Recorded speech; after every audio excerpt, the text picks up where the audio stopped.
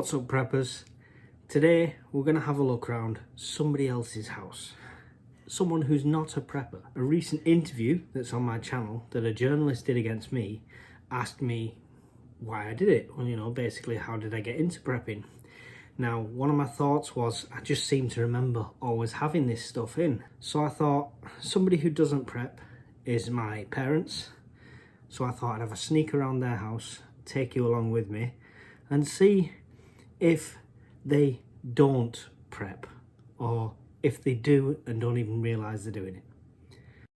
Right, so we're doing a voiceover here because the background noise was unreal. So first I went into the kitchen, into the main cupboards, which were just these small ones, but look at this. We have loads of tomatoes, loads of beans, like 11 cans of beans, paste, tinned meats, even long life milk at the back there, soups, peas, all sorts in there. In here was like all the meal prep stuff, but I mean, look at that. Look how many's there. You could definitely do some meals with that. And there was even tubbed rice at the back there. No oxygen absorbers, but this was just salt and the usual. In the bottom cupboard, they even had preps for the pets. Loads of biscuits, and at the back was about 4 big boxes of cat food, so even prepped for the pets without even realising it.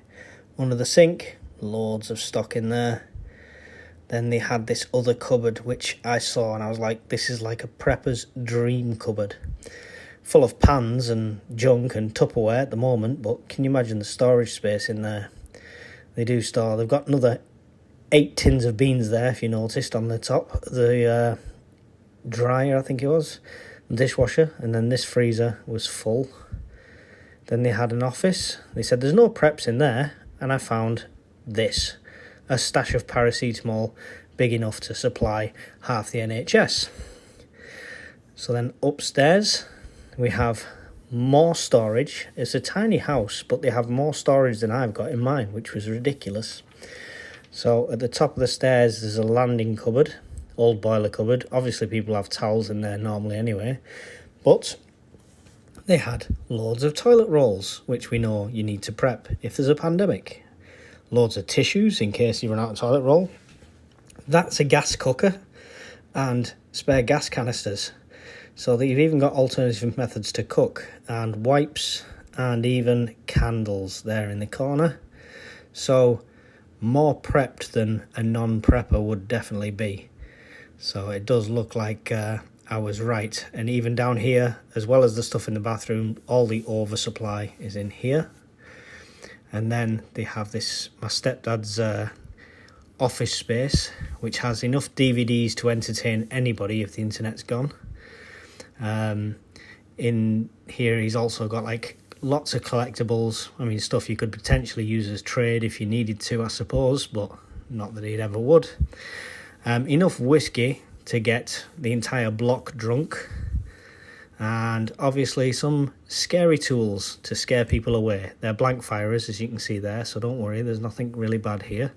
But yeah, I ventured outside. There was a gas barbecue, so we've got alternative cooking methods. I didn't actually look for a big gas canister, but I assume they've got one somewhere.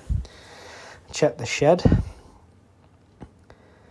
In the shed was just shed type things, nothing amazing. There was a cool huge wooden storage chest, some glass bottles so you could do some bottling for some reason, and yeah, just very organised and very clean for a shed space, but more prepped than they let on. I even found some firelighters, which is weird when you've got a gas barbecue. But yeah, there we have it. So there you go. Although not masses of food or anything like that, not in the scale that a prepper would, still a supply. And considering I know other family members that literally will go out and buy a tin of something they need, use it, and then buy another one to replace it afterwards, and they don't keep any sort of stock in, I thought there's a pretty good haul there, and surprising with the alternative forms of cooking and things like that. So yeah, although not preppers, somewhat prepared, and apparently it's a lot milder compared to what they used to have, because they used to have a much bigger house and much more storage, so they used to have a full pantry. So this is a smaller version of that, but it looks like I inherited this. Thanks for watching the video, guys. Hope it was of interest. Let us know what your family's like and how prepared they are without even knowing it. See you all in the next video. Bye.